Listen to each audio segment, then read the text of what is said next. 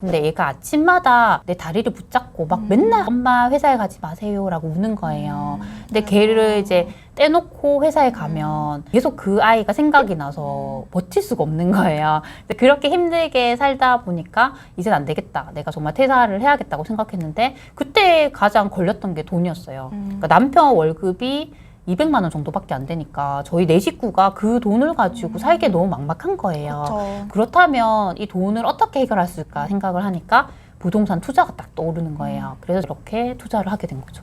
그러니까 부동산 투자는 그러면 이제 언제부터 시작하신 거예요? 3년 전부터 시작했던 것 같아요. 본격적으로 했던 거. 했는데 처음부터 잘 된 건 아니고 제가 2번 정도 실패를 하고 그 다음부터 좀 방향을 제대로 잡아갔던 것 같아요. 그때 실패했을 때 어떻게 극복했어요, 그런 걸? 너무 힘들었어요. 아이고. 그러니까 잠을 못 자겠는 거예요. 왜냐면 남편은 투자를 좋아하지도 않았는데 제가 하겠다고 해서 한 거잖아요. 근데 이게 돈이라는 게 그렇게 우리가 열심히 모은 돈인데 이걸 한순간에 제가 잃을 수도 있는 상황인 거예요. 진짜 잠을 못 잤고 그게 해결될 때까지 너무 힘들었어요. 그래서 제가 그때 느낀 건 부동산 투자라는 게 감으로 하는 게 아니라 나 그 막 소름 돋았잖아요. 네, 우리가 공부를 맞아, 해야 맞아. 되는 거예요. 이거 절대 감으로 하면 안 돼. 저는 감으로 하는 줄 알았어요. 근데 저 사람이 돈을 버는 건 저 사람이 감으로 했고 운이 좋아서 된 거다. 이걸 공부로 해서 하는 건 아니라 생각했어요. 그러니까요. 근데 제가 이렇게 실패를 해보고 나서 느낀 게 이거는 공부를 해야 된다.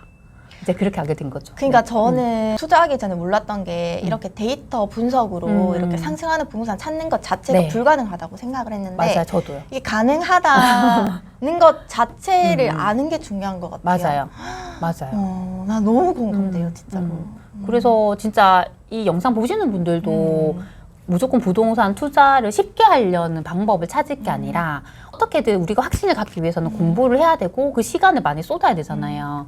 그래서 그걸 인정을 하고 열심히 공부를 하셨으면 좋겠습니다. 그러면 그 소액으로 가능한 투자에 대해서 좀 알려주시겠어요? 그 책 보니까 한 3천만 원을 네. 지속 투자금이라고 생각을 하시던데. 현재도 충분히 네. 3천만 원 정도의 투자금을 투자할 수 있는 곳이 있다고 생각을 해요. 근데 이런 곳은 비규제 지역의 그 지방에 있는 소도시들이거든요. 근데 이런 소도시 같은 경우도 신축이고 똘똘한 곳을 사시려면 1억 정도의 투자금 필요할 수 있어요. 근데 3천만 원 정도를 하시려면 그런 1군 입지가 아니라 뭐 1.5군, 2군에 있는 입지가 좋은 구축을 좀 노려보시는 게 좋아요. 1군이 뭐예요? 1군은 가장 좋은 이제 입지라고 말을 하면 되는데요. 저희가 보통 평당가를 기준으로 계산을 네. 해요. 그렇게 하는 이유는 이 평당가 안에 입지가 들어가 있다고 저희가 보거든요. 그래서 가장 그 도시에서 1등인 아파트를 찾아야 돼요. 그곳에 이제 평당가에다가 85% 정도를 곱하면 거기까지가 1군이고 여기에 70%까지 곱하게 되면 거기까지 1.5군으로 봐요. 그러면 1군은 상위 15%라는 그렇죠. 거죠? 그렇죠. 보통 한 도시가 상승을 할 때는 가장 좋은 것부터 상승을 하잖아요. 그러면 결국 나중에 이게 못 따라간 곳들이 결국에 갭을 메워가게 돼요. 그래서 저희는 1군이 확실하게 상승한 곳을 보고 1.5군이나 2군 아직까지 못 따라간 곳을 보시면 충분히 이런 소액으로라도 투자할 수 있는 곳이 있죠. 지금 내 집 마련한다는 건 어떻게 생각하세요? 저는 내 집 마련을 하는 데 있어서 네. 이게 좋은 시기, 안 좋은 시기 없는 것 같아요. 그러니까 첫 집에서 7년 살았어요. 저는 거기서 상승기, 하락기 다 겪어봤거든요. 어머. 그러니까 제가 상승기에는 어떤 게 있었냐면 가격이 1억이 오르더라고요. 네. 그래서 와 좋다고 했는데 어차피 나는 그 집에 살잖아요. 돈은 그냥 깔고 있어요. 그러니까 큰 변화는 없는 거죠, 저한테. 근데 하락기가 왔어요. 다시 1억 이상 빠지는 거예요, 가격이. 아이고. 근데 속상하긴 한데 버틸 수 있는 거예요. 어차피 나는 그냥 집이 한 채인 거예요. 그렇게 생각을 하니까 어차피 내 집 하나라면 굳이 언제 사는지는 전 중요하지 않은 것 같고 그때 갖고 있던 집이 정말 변두리에 있는 집이었고 그렇게 수요가 많은 곳은 아니었어요. 근데 제가 그래도 그 집 하나가 있으니까 그걸 팔아서 저는 월세 살면서 그 돈을 가지고 투자를 할 수가 있더라고요. 이 집이 한 채가 있어야지 그게 징검다리 삼아서 내가 더 좋은 곳을 갈 수가 있잖아요. 그래서 지금이라도 저는 내 집 마련하는 거는 좋다고 생각해요. 저 원래 월세 살다가 네. 주인이 나가라고 해서 어머. 이제 투자로 사놨던 집에 지금 아, 들어온 상황이에요. 저도 집주인이 들어와서 살 거라고 나가라고 해가지고. 특히나 2030인 분들은 그런 분들이 되게 많잖아요. 근데 이때 저는 꼭 내가 실거주 집을 살 필요는 없다고 생각해요. 그냥 나는 어차피 결혼도 안 했고 애도 없다면 저렴한 월세를 살아도 돼요. 좀 고생을 하는 거죠. 대신에 내가 가지고 있는 그 돈 돈을 가지고 아까 제가 말씀드린 그런 3천만 원으로도 가능한 곳들이 있잖아요. 거기에 투자를 하는 거예요. 그리고 그걸 불리는 거죠. 2년 뒤에 그걸 팔아서 나중에 더 좋은 곳으로 또 투자를 해요. 그러니까 원래 저희가 눈덩이를 뭉치면 처음에 작지만 이게 점점 커지잖아요. 그렇게 내 시드머니를 크게 한다면 나중에는 진짜 서울 수도권에 똘똘한 한 채를 내가 살 수도 있어요. 그러니까 그렇게 내가 계단을 하나씩 밟아가듯이 접근을 하시는 것도 좋을 것 같아요. 지금 상황에서 지금 규제가 굉장히 많은데 무주택자분들 또는 1주택자분들, 다주택자분들에 따른 이런 포지션에 따른 뭔가 투자 방법이 있을까요? 저는 일단 내가 만약에 무주택이거나 1주택이라면 주택을 하나 더 매수하는 건 좋다고 생각을 해요. 그런 분들이 볼 수 있는 곳들이 저는 비규제 지역의 소도시라고 생각하거든요. 근데 이제 1주택이라도 비규제 지역의 2주택까지는 취득세 중과가 안 되잖아요. 그리고 나중에 팔 때도 2년을 보유하게 되면 양도세 중과도 없어요. 충분히 하실 수가 있고 무주택자분들은 규제 지역을 보실 수 있지만 만약에 내가 투자금이 부족하다고 하면 이런 비규제 지역에 있는 소도시에 투자를 해서 그 시드머니를 불려서 나중에 더 좋은 곳으로 이렇게 갈아타는 전략은 좋다고 생각해요. 근데 만약에 내가 다주택자라고 하면 여기서 내가 주택을 더 늘리는 건 솔직히 부담이잖아요. 그쵸. 그렇다면 아까 제가 잠깐 말씀드린 그런 비주택인 지상 같은 곳에 투자를 하시는 것도 좋은 것 같아요. 요새 지산이 진짜 월세도 받을 수 있고 시세 차익도 되고 맞아요. 규제도 그렇게 크게 영향을 받지 않아서 되게 많이 하는 것 같더라고요. 맞아요. 구독자분들도 항상 댓글 남겨주는 게 이제 지방에 투자를 하면 좀 위험하지 않냐. 그리고 그렇게 소액으로 들어가면 아파트가 오르지 않거나 아니면 하락을 하면 어떡하냐라고 또 많이 걱정을 하시더라고요. 유의할 점 이런 게 있을까요? 유의할 점 있어요. 보통 저희가 뭐 도시가 큰 곳들은 이제 인구도 많고 이런 곳을 저는 어떻게 비교하냐면 가마솥에 비유해요. 이런 큰 도시들은 천천히 달궈지거든요. 근데 이게 한번 달궈지면 이 상승의 흐름이 되게 오래 가요. 예를 든다면 대전이 좀 그렇잖아요. 대전 같은 경우는 세종시 물량이 많아서 계속 보합이었다가 2018년부터 본격적으로 상승해서 지금도 상승하고 있잖아요. 저희가 정말 대전 미쳤다 이런 말 나올 정도로 계속 상승하고 있잖아요. 근데 소도시는 좀 빨리 올랐다가 빨리 꺼질 수가 있어요. 그래서 그런 점을 좀 유의하셔야 되거든요. 그래서 제가 이제 말씀드리는 건 지금 만약에 그런 곳을 매수를 하게 된다면 매도 시점을 2년 정도 잡는 게 가장 좋은 것 같아요. 그래서 2년 정도 보유하고 파신다면 가장 괜찮은 내가 원하는 목표가에 팔 수 있다고 생각하거든요. 그렇게 하시고 좀 더 안전하고 더 큰 도시로 이렇게 갈아타는 전략을 쓰는 건 좋은 것 같아요.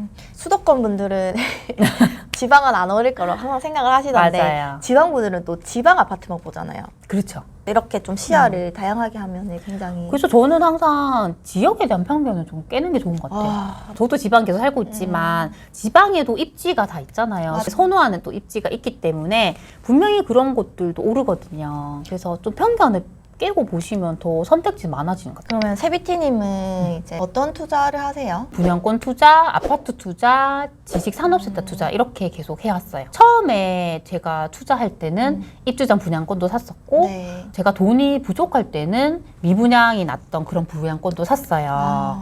수도권에 있는 그런 신축 아파트를 전세 끼고 매매도 했었고 최근에는 계속 규제가 많잖아요. 그래서 제가 더 이상 여기서 주택수를 늘리는 게 되게 부담인 거예요. 그래서 주택수에 포함이 되지 않는 이런 비주택, 지식산업센터 같은 곳에 투자를 하고 있어요. 근데 요새는 미분양난 분양권이 거의 없죠? 있어요. 있어요? 네네네. 힌트 좀 주시겠어요? 그래서 이런 지역들을 찾으려면 좀 빨리 움직여야 되는 것 같아요. 그래서 이 지역들이 이제 미분양이 줄어들고 있는 그런 타이밍을 잘 봐야 돼요. 그러면 그걸 알았다면 그 도시에 있는 시청 홈페이지 같은 곳에 가서 업체별 미분양 현황을 찾아봐야 돼요. 이렇게 봤는데 뭐 전달과 현재 달과 비교했을 때 이게 수치가 줄어들고 있어야 되거든요. 그러면 그 안에서 이제 지도를 보면서 가장 그래도 입지가 괜찮은 곳을 선별하는 거예요. 그러면 이제 미분양난 단지를 선점을 하게 되면 투자금이 거의 안 드는 거잖아요. 투자금은 계약금의 10%만 있으면 되니까 되게 소액으로 가능하죠. 그리고 매도 시점 잡을 때 가장 중요한 지표가 뭐냐면 미분양이에요. 미분양이 는다는 건 더 이상 이 지역에 수요가 없다는 거예요. 그래서 미분양이 느는 건 되게 조심해야 되고 청약 경쟁률이 이제 미달이 난다는 건 더 이상 사람들이 분양을 안 받는다는 거예요. 그러니까 수요가 없다는 거기 때문에 이런 지표들이 나타나면 그때는 내가 매도를 해야겠다 이렇게 좀 생각을 하시는 게 좋은 것 같아요. 그래서 예를 든다면 대구가 그렇잖아요. 어머, 대구 사신다면서요? 네, 대구가 지금 최근에 분양하는 게 다 미달이 나고 있어요. 어머, 어떡해. 그리고 이게 미분양으로 나오니까 계속 미분양도 늘고 있거든요. 계속 쌓이는구나. 네, 그래서 이런 지역들은 되게 좀 조심을 해야 되죠. 또 엄청난 말씀 해주신 거 아니에요? 전국에서 가장 조심해야 할 지역으로. 네, 네, 조심해야 돼요. 네. 저희가 2019년도인가? 아, 2020년이었어요. 2020년이죠. 네, 네, 그때 네. 저희가 부동산 강의장에서 처음 만났는데 아, 맞아요. 같은 조였거든요. 아, 네, 맞아요. 저는 회장님이 너무 조용한 거예요. 진짜. 이제 수업하는데 말 한마디도 안 하고 계속 공부만 하고 계시고. 아, 제가 되게 네. 좀 낯을 많이 가려서 그때 저희 둘 다 직장인이었는데 네, 네. 둘 다 이렇게 퇴사를 하고 인터뷰장에서 만났다. 아, 너무 신기해요, 진짜. 너무 신기하죠. 맞아요, 진짜. 거기다가 세비티님 이번에 또 책까지 이렇게 또 쓰셔가지고 네, 맞습니다. 너무 축하드립니다. 아, 우리가 그때 2020년도 만났을 때보다 자산이 얼마 정도 느신 거예요? 10배 이상? 정말 10배 이상은 올랐죠. 절실함을 절대 잃으면 안 되는 것 같아요. 특히나 내가 왜 부동산 투자를 하려고 하는가 항상 그 목적을 생각해야 되는 것 같아요. 제가 힘들 때마다 항상 그런 걸 생각하면 포기하지 않고 이렇게 하게 되더라고요. 그래서 지금도 많이 힘든 분이 되게 많잖아요. 특히나 이제 2030인 분들도 미래가 막막하잖아요. 그래서 그런 것 때문에 더 부동산 투자를 공부하려고 하는 것 같더라고요. 그래서 항상 그 절실함과 내가 왜 투자를 하려고 하는지 그런 목적을 잃지 않는다면 충분히 잘 하실 수 있을 것 같아요. 오늘 이렇게 말씀해 주신 네. 것들이 네. 이렇게 책 안에 더 자세히 나와 있다고 정말 자세히 나와있죠. 정말 자세히 나와 좀 있다고 쉽게 제가 들어서 쓰려고 되게 노력했어요. 네. 네. 투자를 하려고 마음 먹고 이렇게 공부를 했을 때 시중에 있는 이런 책들을 보니까 너무 어려운 거예요. 그래서 되게 이해가 되게 잘 안 됐었어요. 그러니까 이번에 책을 쓸 때는 최대한 내가 쉽게 쓰자. 완전히 쉽게 다 정확하게. 풀어놨거든요. 그래서 이 책만 보시더라도 실패하지 않고 제대로 방향을 잡고 투자할 수 있다고 생각을 합니다. 오늘도 좋아요 눌러주시고 댓글 달아주시고 시청해주신 분들 모두 감사드립니다.